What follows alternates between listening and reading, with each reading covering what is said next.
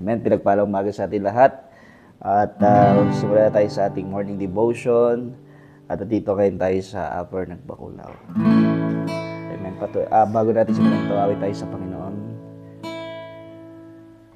Awitin ko man lahat ng awit sa mundo, di kayang ilarawan ng kadakilaan mo.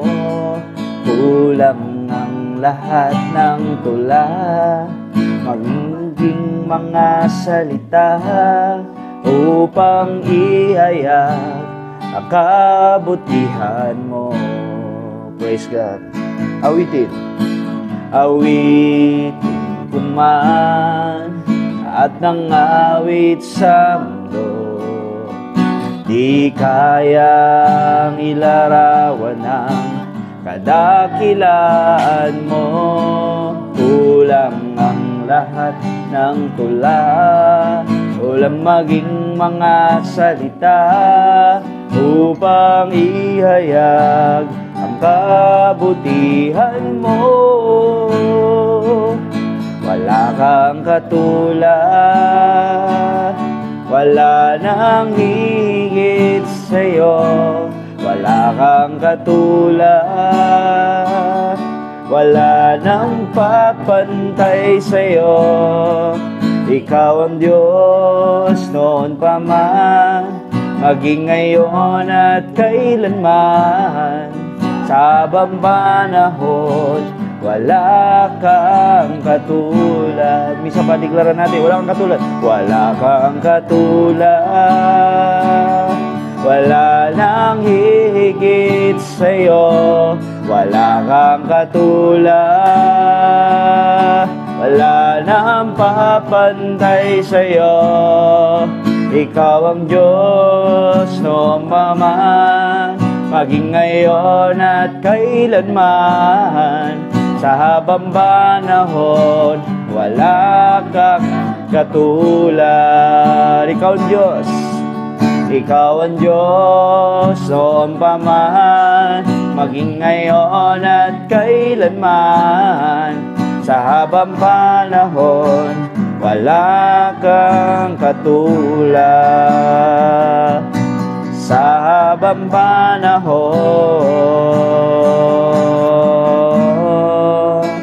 wala kang katulad. Praise God. Salamat po, Panginoon, sa umagang ito na punong-puno ng kaligayahan, kagalakan sa presensya mo na patuloy naming nararanasan. Patuloy mo kaming ihanda, Lord, sa aming gagawin, gawain, at dalangin po namin, Lord, na ang pagpapabanal at paglilinis sa aming mga puso't kaisipan, Panginoon, ay aming maranasan. Patawarin mo kami sa lahat ng aming nagagawa at dalangin po namin, Lord, na ikaw po ang patuloy na maghari sa aming mga buhay, sa aming mga puso, Panginoon. Maging tahanan mo, Panginoong Jesus, Banal na Espiritu, ang aming buhay, ang aming puso, at ang aming buong pagkatao. Kaya dalayan po namin, Lord, na tunay nga mapuspos po kami ng iyong Espiritu at walang maging puwang ang mundong ito, Lord, para kami po ay tunay ngang masira. Kaya dalayan po namin, Banal na Espiritu, puspusin mo po kami. Maraming salamat po sa ipanahin tinitiwala ang lahat ng ito in Jesus' name. Amen. Praise God. God is good. All the time. God is good. Sige, para mo na naging mabuti siya sa inyo.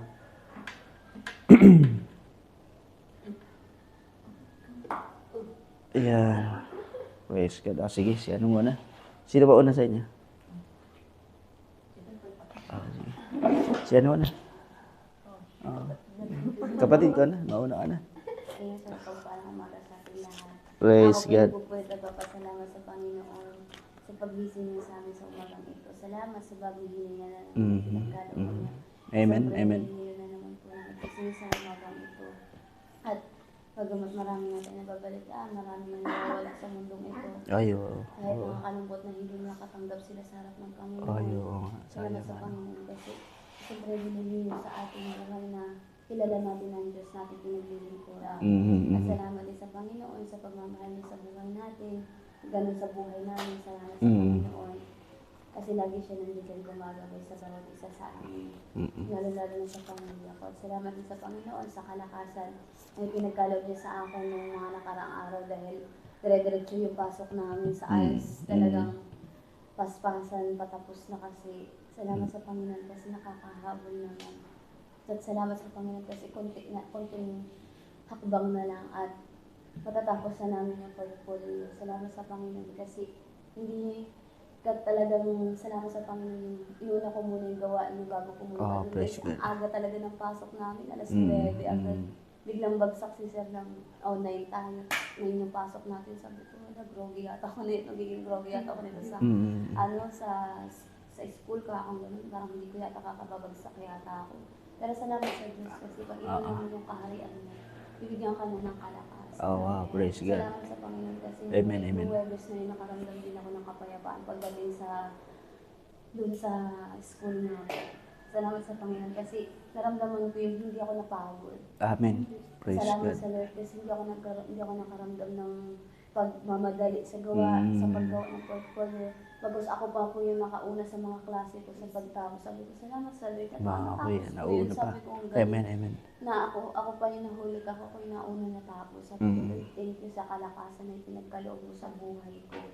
Dahil talaga yung prayer talaga namin, nabigyan kami ng kalakasan. Dahil dire-diretso, lalo na sa pagpasok na po sa kainit sa oras na umuwi. Alas 11 na ng gabi na uwi. Salamat din sa pag-iingat niya sa buhay ko. At salamat sa Panginoon kahit ilang araw din ako ngayon walang pasok. Pinarabay ni Lord yung mga pangangailangan namin sa mga araw na kailangan namin. Ang Diyos na nag-provide. Praise God. Talagang binigyan niya yung wisdom na din si Wilson para ma-provide yung mga pangangailangan namin. Wow. Nakabuhat siya kahapon sa baba. Wow, Hindi na nakabuhat. accident Amen, na amen. nakababa siya na siya lang din ang mag-isa nagtambay. Kaya po, sa Diyos lahat ang patuloy pasasalamat. Wow, praise God. Glory to God. Next. Ako rin po napupulong pasasalamat sa Panginoon ang nagsisimuli ngayong umaga. Amen. Salamat sa patuloy na pagtuturo niya sa buhay namin. Kung paano pa mapalakas yung samahan namin. Praise Salamat God. sa Panginoon. Praise God, praise God. Nakalakas po. Lord, paano pa ba mapalakas magkaisa kami? Oo. Sa biyaya ng Panginoon, hindi niya na magkaroon din kami ng tuwa. Oh, praise God. Sa tuwing Sabado, parang tutuwa rin ng preaching. Ah, Tuwing Sabado. Salamat sa Panginoon kasi sabi ko, Lord, ito yung wisdom na to. Ito, ikaw ang nagbigay nito.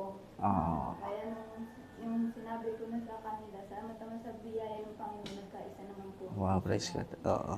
Ang Kaya galing, galing. salamat sa Panginoon sa patuloy na pagtutulot niya at pagkakaisa namin. Amen, amen. Unti-unti namin naiintindihan na hindi dapat kami magkababahagi. Ah, Dapat kami ay magkakampi. Yes, at praise maging God. puso namin. tama, tama. At salamat sa Panginoon sa patuloy na pagsama niya sa buhay namin. Nakikita namin yung progress ng pagkakaisa, Pastor. Yes, praise God, praise God. Kaya sa biyaya ng Panginoon, ako'y nagagalak. Wow, amen. Napakabuti ni God. Amen, amen. Mabuti ang Panginoon sa bawat isa sa amin. Kaya Praise God, praise God. Napakabuti ng Diyos. Ang galing, galing, galing. Yan ang ano. kayo, tulog po kayo. Ay, meron pa tayo bisita. Ayan na.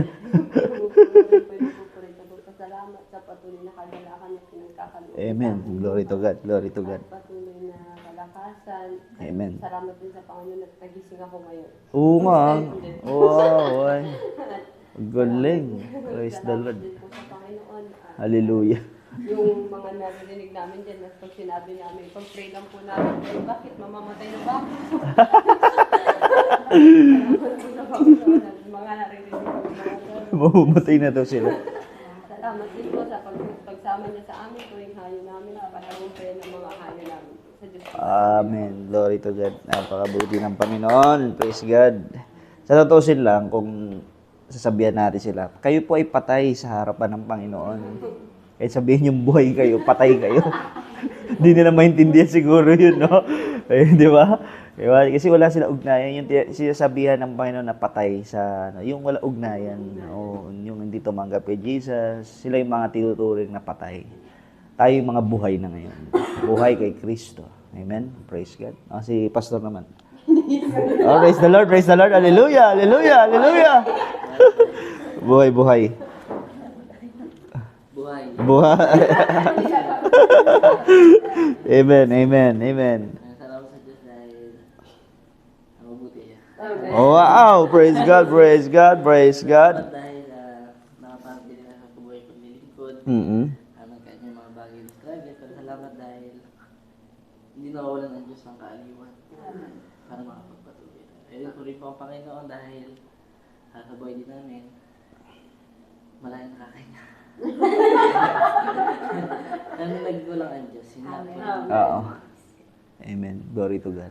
Praise God. Palakpakan natin si Lord. Napakabuti ng Diyos. Amen. So, purihin ang kanyang mga ginagawa sa ating buhay. Alagang napakabuti ng Panginoon na nagkaroon tayo ng opportunity na maglingkod. Yun naman yun, no? Na iba yung galaw na ginagalawan natin sa buhay. Nasa kingdom tayo ng Panginoon. So dapat ang ginagawa natin ay lumalakad tayo doon sa bilang nakatira sa kaharian ng Panginoon. We are citizens of heaven. Ibig sabihin, mamamayan tayo ng langit. Ibig sabihin, dapat nag-ooperate tayo through the kingdom of God din. Yung kaharian din ng Panginoon, sa kaharian ng Diyos. Ganito sa kaharian ng Diyos. Merong pag-ibig, pagpapatawad, merong kapayapaan, amen, merong pagpapakumbaba. Yan, iba kasi ang mundo eh. Amen, lalo na sa panahon natin ngayon, no? Na yung pride of life, di ba, yung pride of life nandoon eh. Yung lust of the eye, yung lust of the flesh, amen, nandoon lahat. Amen. Kaya biyaya ng Diyos na hindi tayo nakontamina. Hindi tayo sumasabay o natahatak ng mundong ito. Yun naman yung biyaya. Yun yung protection ng mga naglilingkod sa Panginoon. Hindi tayo kasama dun sa takbo ng sanlibutan ito. Kasi talagang maganda sa paningin pero ipapahama ka sa dulo. Tama, no? Masarap sa umpisa pero sa dulo magiging miserable ka. Tama? Talagang kay buti-buti ng ating mahal na Panginoon. Amen. So ngayon po ay mag-aaral tayo ng salita ng Diyos. Let's pray. Salamat Lord sa mga patutuan ng bawat isa sa amin. Talagang napakabuti mo sa amin. Pinapaintulutan mo kami, Panginoon, na makapaglingkod sa iyo. Isang malaking pribilehiyo at makadulog, Panginoon, sa mga panahong ito, sa araw na ito, Lord. Purihin ka, Panginoon. Alam po namin na isang bagay yung nais mo sa amin. Ang mapaglingkuran ka ng pinaka-the best sa aming buhay. Salamat po, in Jesus' name. Amen. So, tignan natin yung gawa 2. Okay, sa verse 2, verse 1 to 2, tapos dito sa gawa 4,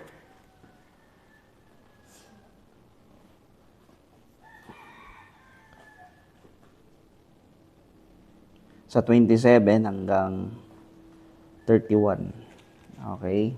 So, tingnan natin, yung scenario na yan, yung dalawang yan. Okay, so sabi dito sa gawa chapter 2, verse 1 to 2, nagkakatipon sila lahat sa isang lugar na sumapit ang araw ng Pentecostes.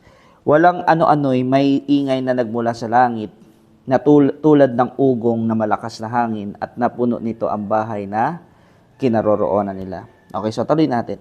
May nakita silang parang mga dilang apoy na dumapo sa bawat isa sa kanila. At silang lahat ay, sabi po, napuspos ng Espiritu Santo at nagsimulang magsalita ng iba't ibang wika at ayon sa pinagkaloob sa kanila ng Espiritu. Praise the Lord. Doon sa gawa 4, sa verse 27, simulan natin. Nagkatipon nga sa lungsod na ito sina Herodes at Poncio Pilato, kasama ang mga hintil at mga buong Israel, laban sa inyong banal na lingkod na si Jesus, ang inyong hinirang. Nagkatipon sila upang isagawa ang lahat ng bagay na inyong itinakda nung una pa man, ayon sa inyong kapangyarihan at kalooban. At ngayon, Panginoon, tignan ninyo, pinagbabantaan nila kami. Bigyan nyo kami ng katapangan ang inyong mga alipin upang ipangaral ang inyong salita. Iunat ninyo ang inyong kamay upang magpagaling at loobin ninyo na sa pangalan ng inyong banal na lingkod na si Jesus ay makagawa kami ng mga himala. Praise God. Pagkatapos nilang manalangin, nayanig ang kanilang pinagtitipunan. Silang lahat ay napuspos ng Espiritu Santo at buong tapang na nangaral ng salita ng Diyos. So let's pray to God.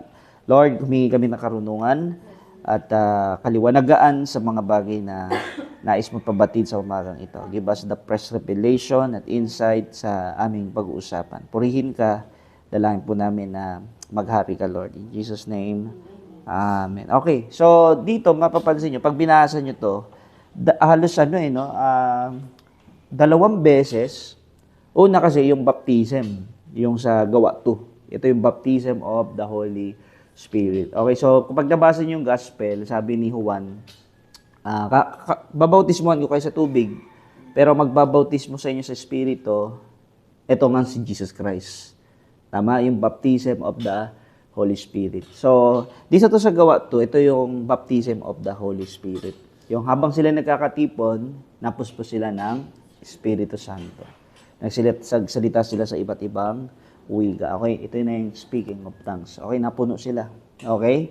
So, after this, si Pedro nangaral na. So, kung babasahin natin yung dire-diretso niyan, nakita natin, di ba? Nangaral na si Pedro. So, after mangaral ni Pedro, ang sabi ng scripture, kaya't naniwala at ipinangaral sa 41, niya ay nagpabautismo at nadagdagan ang mga alagad na may 3,000 katao. So ito yung yung resulta ng kapuspusan ng Espiritu Santo. Nagkaroon ka ng empowerment na ibahagi ang gospel, ang magandang balita. Kung babasahin niyo, talagang kwento niya, linahad niya kung sino si Jesus nung unang nang pasimula pa lang naroon na ang salita, parang ganoon ang Amen. Then hanggang dito. Okay, sa panahon na pinako si Jesus sa krus, amen, hanggang sa ang huli ay siya ay muling nabuhay, pag-asa. Amen. So, maraming naniwala, nagpabautismo at nagkaroon ng harvest talaga. Amen. So, ito na. So, sa gawa 3, ang gawa 4, nakita natin persecution. Tama? So, nanalangin sila ulit. Nakita natin, napuspos ulit sila na nag-pray sila ulit. Amen? So, tatandaan niya, pag may persecution nangyayari, ang ipag-pray natin sa Panginoon ay mas lalo pa tayong gamitin ng Diyos. Hindi yung yung manghina. Okay? O, mas lalo pa tayong gamitin ng Panginoon. Katulad ng prayer ng mga alagad. Iunat niyo po ang inyong kamay upang magpagaling. Sa pamagitan nyo, makagawa kami ng mga himala. Praise the Lord. Amen, yung nakikita ng mga tao dito ngayon, himala yan eh. Yung si Joel, kasama nyo na. Himala, miracle yun. Di ba? Himala ng Panginoon yun na inaabot ang mga tao sa biyaya ng Panginoon. Kasi miracle. Amen? So sabi dito, bigyan nyo kami ng katapangan upang ipangaral palalo ang magandang balita. Kaya talaga isa sa mga tawag nito yung katibayan na tayo ay napuspos ng Espiritu Santo. Nagkaroon tayo ng tapang na ipangaral talaga ang magandang balita. Kung sino si Jesus, hindi na tayo natatakot na ipahayag kung sino si Jesus sa lahat ng tao. Amen? Hindi tayo natitinag kung anong relihiyon pa yan. Ang mahalaga sa atin yung maipakilala kung sino tong Jesus na to. Ganon katindi yung mga mananampalataya nung early church. Amen, nung mga unang mga alagad. Okay, so ngayon, ganito. So, anong gusto ituro sa atin dito ng Panginoon? Okay, so napansin ko na ang buhay na lumalakad sa Espiritu ng Panginoon, dapat talaga to araw-araw natin siyang na-experience. It's a daily experience talaga. Hindi pwedeng ngayon ka lang napuspos, bukas hindi na. Amen? So, dapat everyday, kailangan mapuspos tayo. Kaya sabi ng Ephesians 5:18, sabi doon, huwag kayong maglalasing. Tama? Sapagkat sisirain niyo lamang niya ng inyong buhay. Sa halip, dapat kayong mapuspos ng Espiritu Santo. Amen? Kasi darating talaga yung time, kapag na-discourage tayo, may mga persecution, pwedeng ma-deplete yung iyong yung kagalakan mo, kasiyahan mo, mayanig ka ba? Tama? So, nagpray ulit sila, humingi ulit sila ng kapuspusan ng banal na Espiritu. Puspusin niyo po ako ng Espiritu Santo. Tapos doon sila doon na-experience nila yung kapuspusan, nayanig yung kanilang pinagtitipunan, at tapos po sila ng Espiritu Santo at buong tapang nilang ipinangaral ang magandang balita tungkol kay Jesucristo. Amen? So, everyday talagang hingiin natin sa harapan ng Diyos na puspusin tayo ng Espiritu Santo. Amen po ba yun? So, ito yung pinagpipray ko habang tayo ay naghahanda. Amen? Habang tayo naghahanda sa pagdating ng Espiritu Santo, ihanda tayo ng Panginoon. Okay, yung mga alagad noon, sila ay handa. Amen? Huwag kayo aalis sa Jerusalem, maghintay kayo doon sa pagbaba. Amen? So, I pray na magkaroon tayong isang puso. Amen? Habang tayo ay naghahanda, ma-empower tayo ng Espiritu Santo. Praise the Lord. Gamitin tayo ng Diyos. Gumawa ang Panginoon sa pagitan ng buhay natin ng miracle, signs, and wonders. Nasa lugar ng Pampanga, gamitin si Pastor. Mga sakit, patuloy ang kamay, gagaling. Amen? Yun kasing kailangan natin yan eh. Amen? Yung paglakad kasama ang banal na Espiritu. Praise God. Hindi natin isipin na mahirap ang ministry. Hindi natin isipin na yung trying hard yung ministry, di ba? Baga parang ginawa na natin lahat pero walang nangyayari, tama? Kundi ang gumagawa talaga ang banal na Espiritu. Nakiki-operate lang tayo sa Kanya. Hindi siya yung gagamitin natin, kundi tayo yung magpapagamit sa banal na Espiritu. Amen ba yun? Ang kailangan lang natin, marinig na yung Kanyang tinig. Ano yung Kanyang magiging instruction. Bawa, mag-pray, banal na Espiritu, tulungan mo kami.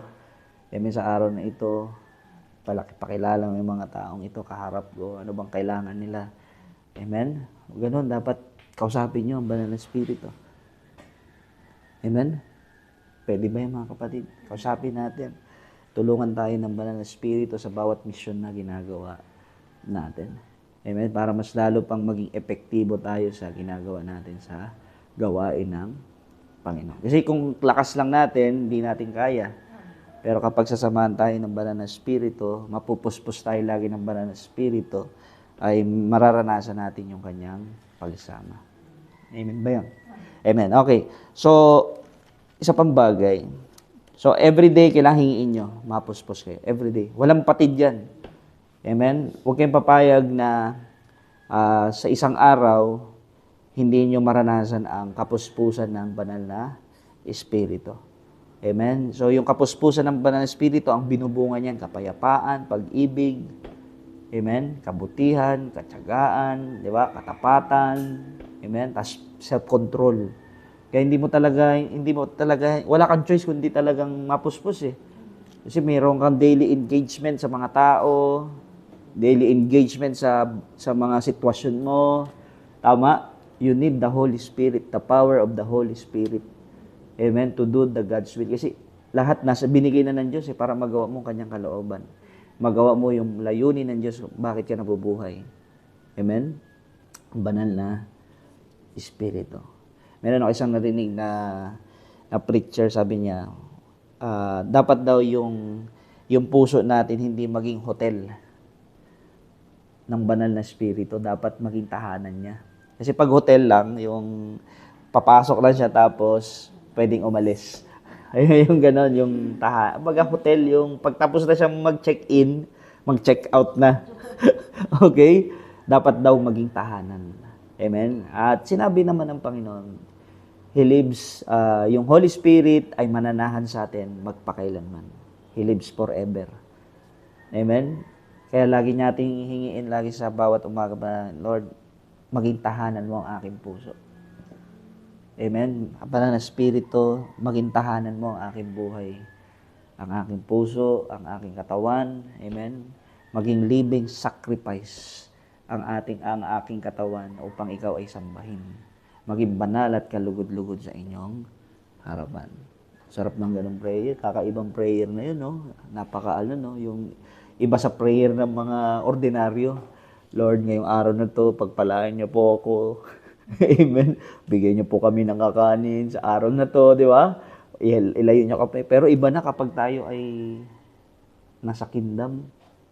Ang desire natin hindi na yung gold, kundi si God.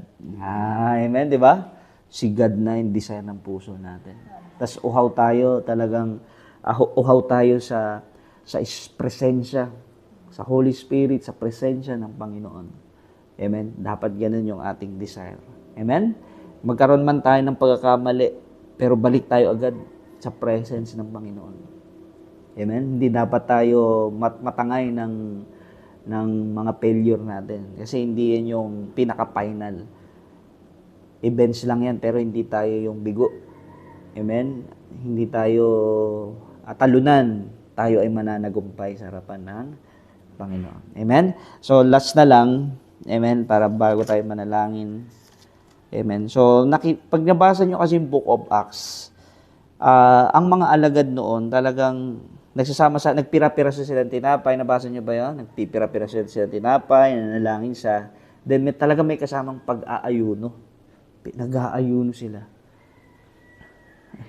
Amen ba yun? Amen? Meron silang ginagawang pag-aayuno. Yes. Hindi pwedeng wala eh. Amen. Why? Amen. Kasi ito'y para bang ang sinasabi natin sa habang tayo nag-aayuno ay kailangan ka namin, Lord. Higit pa sa mga bagay na meron kami. Amen? Kailangan mas matimbang ka kaysa adobo tsaka sa sopas. Wow. Sa araw na ito, mas matimbang ang Diyos kaysa sa sopas na nakikita ko ngayon. Amen? Di ba? Mas matimbang. Amen? So, huwag natin sasayangin yung oportunidad na tayo ay mag-aayuno sa araw na ito. Amen? Di ba? Dapat ina-practice din, discipline din natin yung ating spiritual na kalalagayan. Yan, dapat natututo tayo daan sa fasting. Amen? Disiplinahin natin yung ating spiritual na kalalagayan. Amen? Dapat hindi na siya yung abnormal sa atin. Dapat normal siya sa atin. Amen? Kasi Kristiyano tayo eh. Of course, we are Christians. Nagpa-fasting kami. Amen? Diba? Diba? Pero dapat tama ang puso. Tama? Kasi yung Pariseo na nag-ayuno, nagtatides, amen, hindi ako katulad ng na yan, makasalanan na yan. Di ba? Kumbaga, kaya nandun nakasulat yung ang nagpapakababa, tinataas, ang nagmamataas, binababa. Amen? Hindi tayo nag-ayuno for the sake na mag-glorify ang buhay natin, kundi mag-glorify ang Panginoon. Amen? At the same time, ang desire ng puso ko sa pag-ayuno talaga, marinig natin yung tinig ng Diyos. Yun ang pinaka-purpose. Ako, saya siguro nun, no? Lord, ano yung instruction mo sa buhay namin? Wow, praise God. Habang ikaw nagpipray, nananahimik ka, nangusap ang banal na Espiritu, ito ang gawin mo. Wow, praise the Lord, hallelujah! Amen, di ba? Ay, ewan ko lang kung hindi ka magalak sa buhay mo. Amen? Pero it takes time. Amen? It takes discipline para marinig ang tinig ng banal na Espiritu. Amen? Ang tinig kasi, hindi naman kasi mahirap talaga eh, yung makipagrelasyon. Huwag nyo isipin na pang-pastor lang yan, pang-bishop lang, lahat tayo ay pwedeng marinig ang tinig ng Panginoon. Amen? Gamitin tayo ng Diyos. Kung paano narinig ni Isaiah yung tinig sa kalangitan na nag-uusap. Amen? Ganun din yung marinig natin. Di ba? Sinususuguin natin. Here I am, Lord, send me. Di ba? Narinig niya kaya nag-respond siya. Kapag malinaw sa atin yung instruction, magre-respond tayo sa Panginoon. Amen? Praise the Lord. Hallelujah. Amen. Katulad punta naman tayo sa Gawa 20. Okay, verse 22 hanggang 24.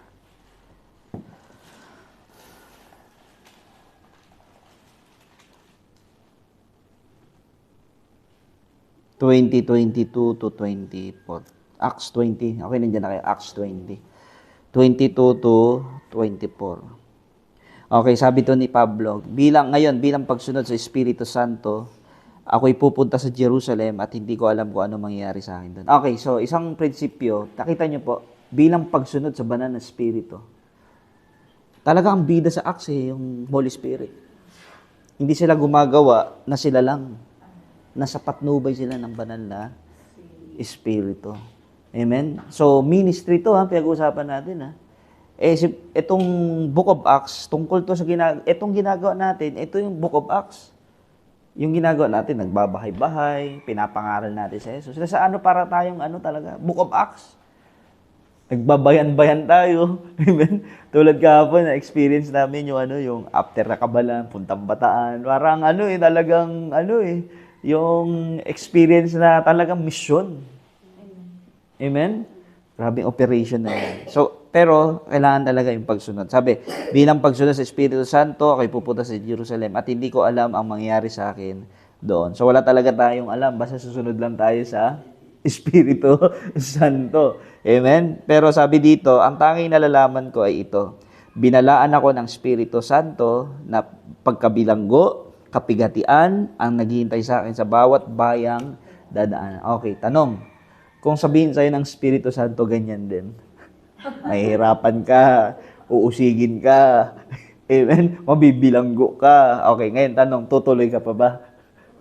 Parang gano'n Amen? Di ba? Parang ang hirap, no? Parang pwede kang kabahan, matakot. Pero alam niyo po, ganda ng puso ni Pablo. Ito ang tamang puso. Ito ang heart ng mission. Subalit, verse 24, nabasa niyo na ba yan? Subalit, ano sabi? Walang halaga sa akin ang aking buhay. Magawa ko lamang ang aking tungkulin at matapos ang gawain tinanggap ko mula sa Panginoong Jesus. Ang pagpapahayag ng magandang balita tungkol sa kagandahang loob ng Diyos para sa walang halaga sa akin ang buhay. Yan ang puso ng misyon. Hindi magiging mabunga ang misyon kapag hindi ganyan ang kaisipan. Yung patay ka sa mundo. Amen? Yung walang halaga sa akin ng buhay. Kaya nga, deny yourself. Die to this world. Kaya sabi ni Pablo, Galatians 2:20. Tingnan nga natin yun, kapatid. Memory verse ko to ngayong ngayong taon na to life verse ko na to ngayon Galatians 2:20. Tingnan ko kung tama ako. Tingnan mo dyan pa sa English version. Tapos Tagalog tayo, iba. Tagalog. Galatians chapter 2 verse 20. Sige, sa English na dyan ka. English. Pwede. Ano sabi dyan? Teka, ako muna sa Tagalog. Ganda kasi ito, grabe ito. Sabi dito, kaya hindi na ako ang nabubuhay ngayon, kundi si Kristo na ang nabubuhay sa akin. Praise God. At ang buhay ko ngayon sa katawan ay kinabubuhay ko sa pamagitan ng pananampalataya sa anak ng Diyos na nagmahal sa akin at naghandog ng kanyang sarili para sa akin. Sa English version, tingnan mo nga. My old self has been crucified with Christ. Wow. It is no longer I who I live, but Christ lives in me. Wow, amen. So I live in this earthly body by trusting in the Son. Ang ganda, no? Parang ganito, it's not I who lives, but Christ who lives in me. Parang ganyan sa Tagalog Hindi na ako yung nabubuhay para para ba sinasabi niya, yung dating Jen, patay na sa krus. Hindi na ako nabubuhay para sa sarili ko, nabubuhay na ako para kay Kristo. Di ba? Tapos yung sabi niya dito, sa pamamagitan ng pananampalataya ko sa anak ng Diyos na siyang nagmahal sa akin. Amen? Yun ang masarap at naghandog ng buhay para sa akin. Amen? Nakita niyo po yun, yung pundasyon ni Pablo, bakit niya ginagawa ang gawain ng Panginoon? Kahit mahirap. Kasi naramdaman niya talaga yung pag-ibig, malaking pag-ibig ng Panginoon Diyos. Amen? Kaya yung mga matatagal na mga naglilingkod sa Diyos, amen, lagi nilang pinipreach o lagi nilang sinasabi sa mga mensahe nila, patay na yung dating ako. Amen? Yung Geraldine na kilala nyo, patay na yon. Amen? Ang nabubuhay na para sa buhay ko si Kristo. Amen? Kaya sabi ni Pablo, walang halaga sa akin ang aking buhay. Magawa ko lang. Praise the Lord, di ba? Mas mahalaga yung mission kaysa sa buhay. Amen? Ang sarap ng ganung puso, no? Talagang yung patay kung patay. Ganon kasi yun no?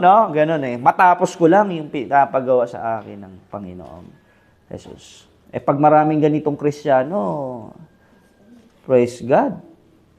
No? Pag maraming ganitong Kristiyano, ma-raise na mga ganitong Kristiyano, praise the Lord. Amen? Mga ganitong mga worker, yung konting persecution lang, konting kawalan lang, umiinda na. Mainda na. Amen? Meron mga unang panahon, grabe yung mga apostol, mga disciple ni Jesus. May persecution, pero ang prayer nila, hindi yung makatakas Lord, patakasin mo kami sa pag-uusig na to. Amen? Makalayas kami dito. Imbis na lumayo, mas lalo pang sinabi nila, bigyan nyo kami ng katapangan. Di ba? Parang, harapin. Parang ganun, hindi takasan. Minsan, ganun ang prayer natin. Lord, ilayo mo yung mga taong nakakainis. Ilayo mo yung mga taong, pilit kaming, yung ginagamit ng kaaway. Hindi ganun Di ba? Ang prayer nila ay mas lalo pa silang bigyan ng katapangan. Amen? No? Ang ganda, no? Okay. Kaya, sana maging natin yan. Maging buhay natin ito. Ngunit walang halaga sa akin ang aking buhay. Sa English nga, tingnan mo nga kapatid. Sa English version. Yung Acts, 24. Acts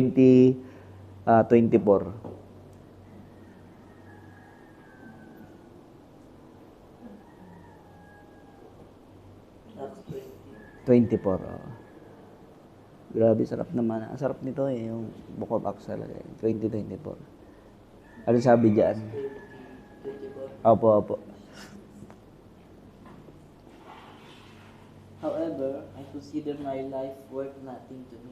My only aim is to finish the race and Wow. complete the task the Lord Jesus has given me. Wow. The task of testifying to the good news of God's grace. Wow, dapat ganyan no? My only aim, sabing ganun, my only aim is to finish the race and complete the task. Ang ganda. Dapat ganyan yung mga caption mo sa paglilingkod Hashtag, my only aim.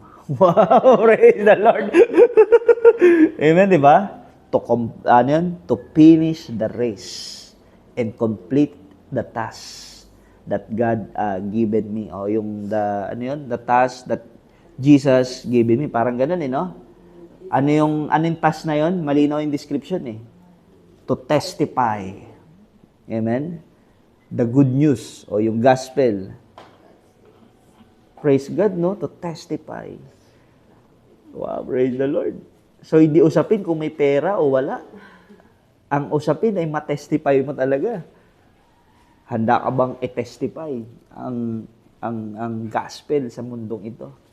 Amen? Kaya dapat di tayo naiiyak talaga, no? Keep on, keep on moving. Amen? Tumakbo ka sa takbuhin na inilaan sa'yo ng Panginoon. So, iba-iba ang race natin. Amen? Ibang takbuhin ni Geraldine, ibang takbuhin nating lahat. Iba-iba. Pero ang tanong, ang usapan kasi, hindi yung pabilisan, hindi yung pabagalan, kailangan tapusin. The only aim is to finish the race. Amen? Tapusin and complete the task. Amen? At sa dulo, masabi natin, job well done, sabi ni Lord, good and faithful servant. Hindi ka mamamatay. Namatay dahil inatake. Hindi Namatay. Salamat sa Panginoon. Congratulations! Sarap siguro no? Pauna na lang tayo mamatay. Amen? Ang mahalaga, tapos ang misyon. Di ba? To complete the task. Sarap! Praise God. Tayo manalangin na. Praise God. Salamat, Lord. Purihin ka. Napakabuti mo sa amin. Ikaw mag-bless sa buhay ng bawat isa sa amin. At sa aming pag-aayuno, Lord, puspusin mo po kami ng ng karunungan. Give us the wisdom and instruction. Marinig namin, Lord, ang tinig mo habang kami ay nag-aayuno. Thank you, Lord Jesus. Purihin ka in Jesus' name.